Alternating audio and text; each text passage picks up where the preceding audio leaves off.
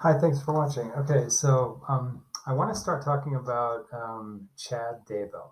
Okay, and I think Chad Daybell is actually a really fascinating case in the world of cluster B. I think he's not just a simple NPD, or I don't think there's any simple way to describe him. I mean, he may not be the sharpest tool in the shed, and he's probably not a very sophisticated person, but his psychology is very interesting from a cluster B perspective, at least as far as I can tell.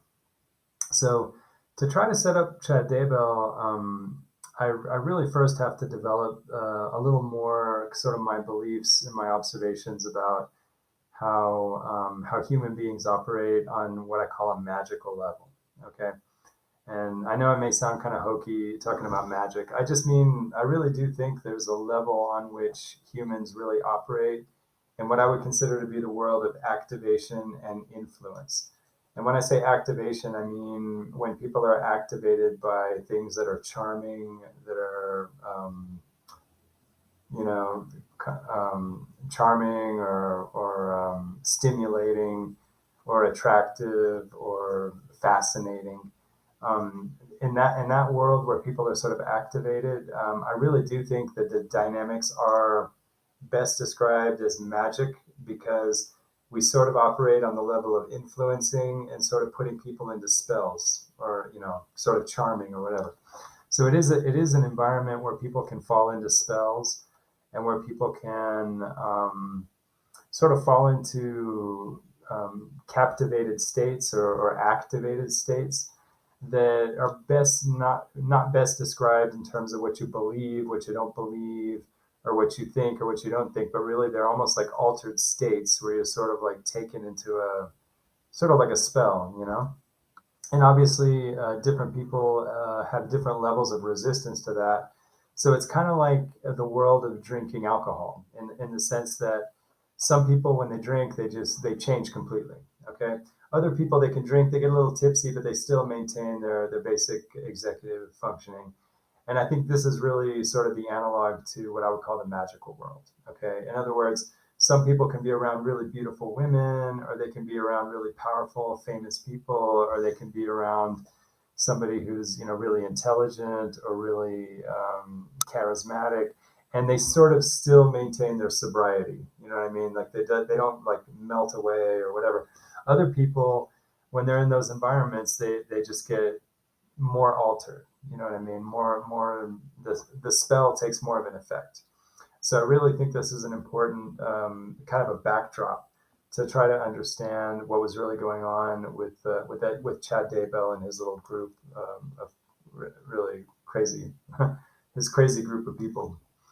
Okay, so as far as like understanding this from the point of view of narcissism, the way I understand narcissism, I guess, is I do try to see narcissism from the point of view of the magical world. Okay, because the world really does have a lot of magic in it. Okay, so again, the basic, I guess the basic operators in the magical world are charms, charismas, attractiveness, maybe like hypnosis, because I think some people are really good with eye contact and with gestures. Even what I'm doing right here, just attention capturing, whatever.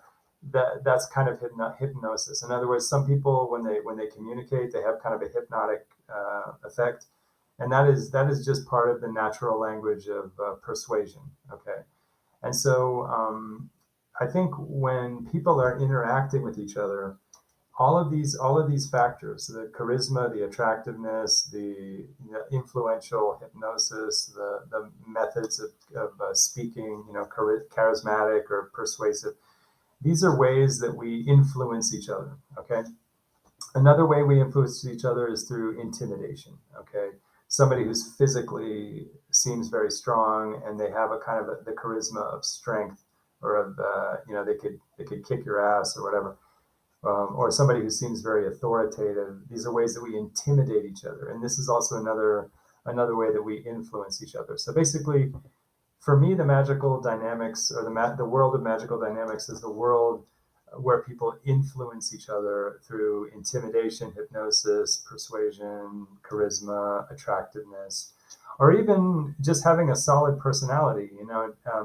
If you don't seem flaky and you seem kind of like you have like integrity and you seem like a serious person, just having that solidness in your personality, that has a way of creating credibility in other people, and people take that very seriously. So there's a lot of ways that we influence each other, and that I would consider to be the world of magical dynamics, because that's the world of influence. Okay. And I say it's magical because whenever there's influence, to varying degrees, people are captivated by that influence, or they're impressed by that influence. Okay. So basically, that's kind of the setup, sort of like the world of magical dynamics. And then to explain how I see NPD, basically, let's go a step further. Okay. I believe that here's a very important thing. I believe that human beings are not one thing. Okay, I've said this in other videos, but I really mean this. We are not even born to be one thing. Okay, I think something maybe we don't realize is that there are different ways that we can be activated, so that in a state of activation, we actually kind of become another type of person, or another personality sort of comes out of us. You know what I mean? I'm not talking about multiple personalities like you would see, like in so-called multiple personality disorder. It's not quite like that.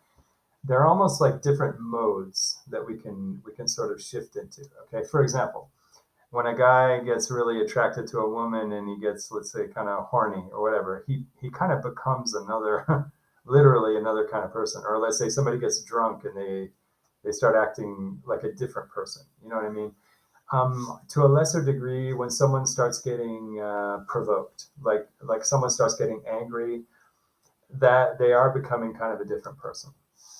Or let's say if I'm under like a deadline to complete a job and I'm really in a hurry, okay, really in a hurry, I get into a kind of a different personality. Like if somebody comes and wants to talk to me when I'm facing a deadline and I'm working really hard, I don't have the same patience, and I'm not as open-minded. I'm kind of like a little more short, and I really am a kind of a different type of person. I try to be polite, but I seem like, I'm different. When I have all the time in the world, there's no deadline, I have more time, I'm going to act different. Okay, so we know that, or even like say if I'm feeling kind of depressed, okay, the depression is a feeling, but it also changes me so that I am becoming a different person in that depressed state. Okay, so basically, what I'm thinking is that none of this is unnatural. For example, every single way that we can be, including if we become, like, say, a killer, or if we become, like, say, a sick, like a destructive, or even like psychopathic. All of these different ways of being are natural ways that we are born to possibly be under the right situation. Okay, so um, for example, if I'm never around any confrontation, okay, if let's say I'm 5 years old and I've never been in a fight, okay, I don't even know what it's like to get in a fight, okay, that doesn't mean I don't have a fighter inside of me, a fighter that could be brought out if I was sort of like taught to fight, or if I was in a situation where I had to fight, okay. So basically, even a person who seems very passive, who seems very peaceful, they might have a fighter on the inside. It's just waiting for a situation that would bring it out. Okay. Or let's say maybe somebody is not really into confrontation, but in a certain situation where they have to confront somebody, suddenly you see they always had it in them, the confronting, mode or whatever. So basically, my idea is that we have different possible personality kind of like modes that are sort of inside of us. And every single one of those personality modes is a perfectly natural possibility, just waiting for a situation to bring it out of us. Okay. So basically, the way I would understand NPD under that theory is that I think the main kind of the classic symptoms of NPD, in my opinion, are just different forms of competitive and fighting personality modalities. Okay, so basically competitive fighting. For example, when an NPD is kind of disagreeable with someone and makes them feel kind of like inferior, that is a kind of emotional combat. Okay, and it's a natural modality that we've inherited from thousands of years. It's something that it's already part of us. It just comes out under the right situation, you know. So somewhere along the line, a person with NPD learns how to disagree and learns the power of disagreement, where you make the other person feel like less. It's sort of like a snobby way of disagreeing with somebody. Okay, so it may seem like somebody, how did you learn how to do that? Well, it kind of comes out of us under the right provocation, because we're just born with it. It's literally a possibility that's inside our personality that can come out. Okay, so so basically, there's the snobby disagreement. There's, you know, feeling like I'm better than other people, and other people kind of can sense it, you know, and they feel almost want to feel like they're less than, you know. Um, and also, when you have, like, say, kind of a snobby disagreement, you can also have like with no openness to even have a dialogue about it. Just a very kind of abrupt, very short kind of like no room to even talk. It's just, you're wrong. You know, I disagree with you, and it's sort of like I don't know, like it's almost like the dynamics of divorcing. Like, you know, I'm right, you're wrong, whatever. So these are like personality types that are already inside of us, modalities. Okay, and I guess, you know, in a person who's really classically narcissistic, those disagreement, that divorcing, having no regard for those who don't share your opinions, those are very, very highly expressed, you know, through life experience. Okay. Now, I don't think those modalities don't make the person completely narcissistic. Those are just elements that would have to be present to have a narcissistic person. And a lot of people do have an ability to be very disagreeable, or they have an ability to be very snobby. Okay, but they still have sort of control over it, and they have sort of like an overarching executive awareness, so that they can kind of modulate and moderate and not always deploy those modalities, or they can kind of deploy them in a very modulated, kind of moderated way, so that it kind of takes the edge off. It's like the difference between when dogs are fighting or play fighting. Okay, that's something very important.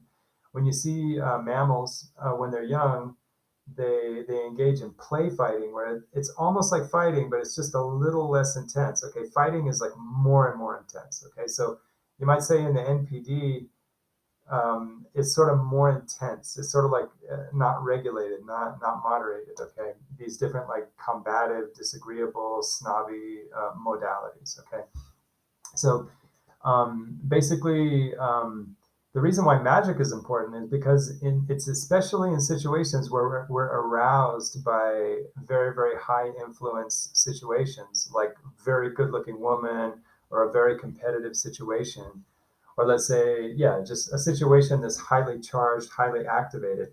That will show the difference between people who can handle their liquor and they don't go crazy, they're not like crazy drunks, and the people who get too drunk and they fall too much into the spell. Okay, so basically, my feeling is that a person who has NPD is a person where, when there is a little bit of activation, or there's a little bit of kind of stimulation, magical excitement, whatever, you'll see these like personality modalities coming out. You know, like say in the challenge of a confrontation, that's an activation. You'll see that the deployment of the personality components, you know, the personality modalities, they're sort of like highly charged, and they're not moderated. Okay, so it's sort of like a dysregulation of behavior in magical when you're magically activated.